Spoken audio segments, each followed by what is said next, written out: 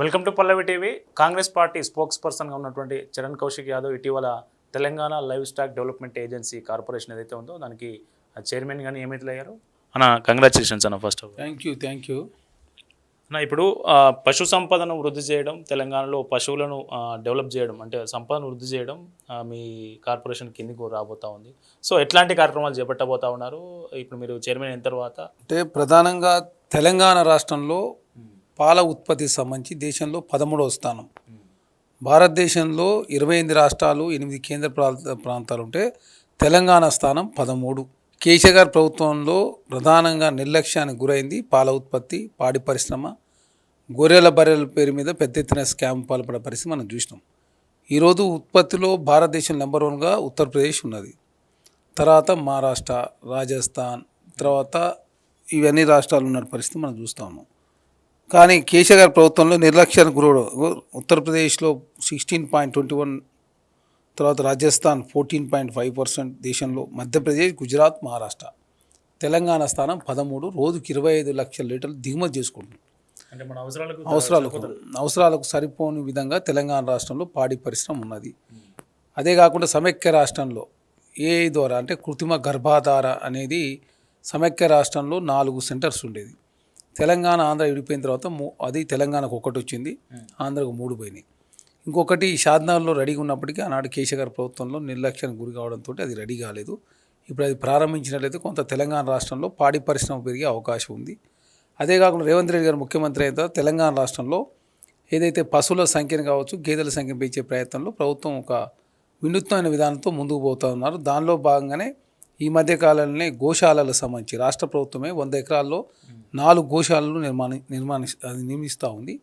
దానిలో భాగంగా మొయినాబాద్లో 100 ఎకరాల్లో, యాదాద్రి సంగతి కావచ్చు, వేములవాడ రాజన్న కావచ్చు, తెలంగాణ రాష్ట్ర వ్యాప్తంగా 4 గోశాలలు కూడా రాష్ట్ర ప్రభుత్వం ఏర్పాటు చేస్తూ ఉంది.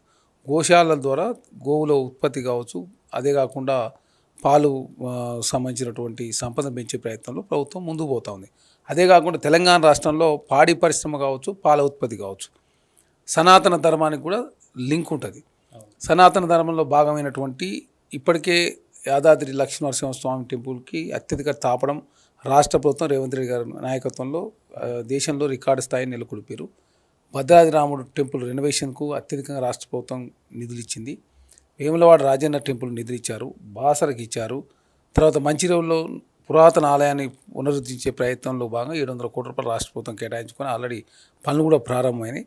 అదే కాకుండా పశుపోషణ, పాల ఉత్పత్తిని పెంచడం, తర్వాత గోశాలలు రాష్ట్ర ప్రభుత్వమే 4 నిర్మించడం, ఆ దిశగా తెలంగాణ రాష్ట్రం అడుగులు పడుతూ ఉన్నాయి. 25 లక్షలు దిగుమతి చేసుకున్నాం కాబట్టి దాని సంఖ్యను తక్కువ చేసి దేశంలో 13వ స్థానం నుంచి అగ్రగామిగా ముందుకు పోయే ప్రయత్నంలో భాగంగా తెలంగాణ రాష్ట్రంలో కాంగ్రెస్ ప్రభుత్వం ముందుకు పోతూ ఉంది. భారతీయ జనతా పార్టీ రాష్ట్ర ప్రభుత్వం ఖజానా నుంచి దేవాలయాల డెవలప్మెంట్కు నిధులు ఇస్తే రామచంద్రరావు గారు ఎట్టిస్తారు మీరని చెప్పేసి ఏకంగా కాంగ్రెస్ ప్రభుత్వం విమర్శ చేసిన పరిస్థితి కూడా మనం చూసినాం. వారు ప్రెస్ మీట్ సమావేశం ఏర్పాటు చేసి సనాతన ధర్మం కావచ్చు, దేవాలయ టెంపుల్ డెవలప్మెంట్ కోసం రాష్ట్ర ప్రభుత్వ ఖజానా నుంచి ఎట్టిస్తారు అంటే ఇందులో ఓట్లు మాత్రం కావాలి. అదేవిధంగా దేవుళ్ళకి సంబంధించిన టెంపుల్ డెవలప్మెంట్ చేస్తే మాత్రం రామచంద్రరావు గారు వ్యతిరేక. అదే కాకుండా కేంద్ర ప్రభుత్వం కూడా జీఎస్టీలు, గుళ్ళల్లో ఏదైతే టోకెన్ల మీద జీఎస్టీలు, అదే కాకుండా కొబ్బరికాయల మీద జీఎస్టీలు కేంద్ర ప్రభుత్వం విధిస్తూ ఉంది.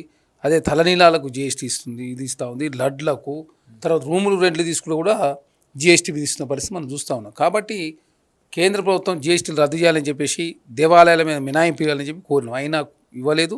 రీసెంట్గా అయితే ఏకంగా నోటీసులు ఇచ్చి ఏకంగా టెంపుల్కు సంబంధించినటువంటి ఆస్తులు కూడా కబ్జా, అదేవిధంగా అదేది సీజ్ చేస్తామని చెప్పేసి జీఎస్టీ కౌన్సిల్ హెచ్చరించిన పరిస్థితి కూడా మనం చూసినాం. కాబట్టి కాంగ్రెస్ పార్టీ సనాతన ధర్మం, హిందూ ధర్మం, దానిలో బాగా పాల ఉత్పత్తి, పశుపోషణ, ఆవు పాలు తాగండి ఆరోగ్యంగా ఉండే స్లోగన్తో తెలంగాణ రాష్ట్రంలో ముందుకు పోతా ఉన్నాం. ఇప్పుడు సరే, మీరు గోవుల గురించి, గోరక్ష గురించి మాట్లాడినారు కాబట్టి ఇంతకుముందుకు బబ్బుగూడ సంతలో దాదాపు 200 గోవులు కబేలాకు తరలించడానికి సిద్ధంగా ఉన్నాయని గోరక్షక దళ వాళ్ళు ఇవాళ ఆందోళన చేపట్టారు. ఆందోళన పోలీసులు వాళ్ళని అరెస్ట్ చేసి స్టేషన్ తీసుకెళ్ళారు. సో ఒక గోవును కబేలాకు తరలించాలంటే దానికి కొన్ని కండిషన్స్ ఉంటాయి. గోవధ చట్టం ఉంది కాబట్టి దానికి అది పాల ఉత్పత్తికి పనికిరాదు, లేకుంటే అది వ్యవసాయానికి పనికిరాదు అన్న సర్టిఫై ఉంటేనే దానికి కబేలాకు తరలించడానికి అనుమతించాలనే కొన్ని నిబంధనలు ఉన్నాయి కదా. సో అట్లాంటి నిబంధనలు ఏవి ఖాతరు చేయకుండా కబేలాకు తరలిపోతూ ఉన్నాయి గోవులని వాళ్ళు ఆందోళన వ్యక్తం చేస్తూ ఉన్నారు. దీనికి ఏం చెప్తారు? అంటే ఇప్పుడు ఏదైతే బక్రీద్ సందర్భంగా కొంతమంది ఇట్లాంటి దుర్చర్య పాల్పడుతున్నారని చెప్పేసి యానిమల్ హస్బెండరీ డిపార్ట్మెంట్ అలర్ట్ అయింది. హైదరాబాద్ నగరానికి వచ్చేటటువంటి అన్ని వెహికల్ని కూడా తనిఖీలు చేస్తూ ఉన్నారు, కేసులు బుక్ చేస్తూ ఉన్నారు. కాకపోతే కొన్ని దిక్కుల్లో కొన్ని ఇట్లాంటివి బయటపడతా ఉన్నాయి. కాబట్టి ప్రభుత్వం చాలా సీరియస్గా ఉంది. ఏదైతే ఆవులకు సంబంధించినటువంటి ఏదైతే కబేలా తరలించిపోయేదాన్ని అడుగునే ప్రయత్నంలో భాగంగా అధికారులు కావచ్చు, పోలీసు వాళ్ళు అప్రమత్తమై దాదాపు 15 రోజుల కేసులు పెడుతూనే ఉన్నారు. మీరు చూడండి, అవుట్స్కట్స్లో ఎక్కడ చూసినా ఇట్లాంటి వెహికల్ వస్తే తనిఖీలు చేస్తూ ఉన్నారు.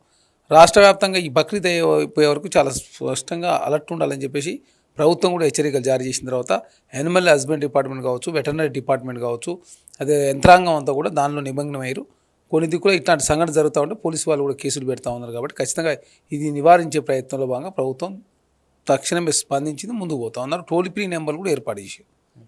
మొన్న మెహదీపట్నం ఘటన గురించి మీ కామెంట్ ఏమిటి? మెహదీపట్నంలో ఆవులు తరలిస్తున్నారని వీళ్ళు పట్టుకోవడం వెహికల్, ఆ తర్వాత నాంపల్లి ఎంఐఎం ఎమ్మెల్యే అక్కడికి వచ్చి నాన్న హడావిడి చేయడం, వేల మంది రోడ్ల మీద రావడం. సో అది ఇందులో పొరపాటు ఎవరిది, అసలు ఏం జరిగింది? ఇక్కడ ఎంఐఎం బీజేపీ కాదు, ఖచ్చితంగా చట్టం అనేది ఎంఐఎంకైనా గదే చట్టం, బీజేపీకైనా గదే చట్టం.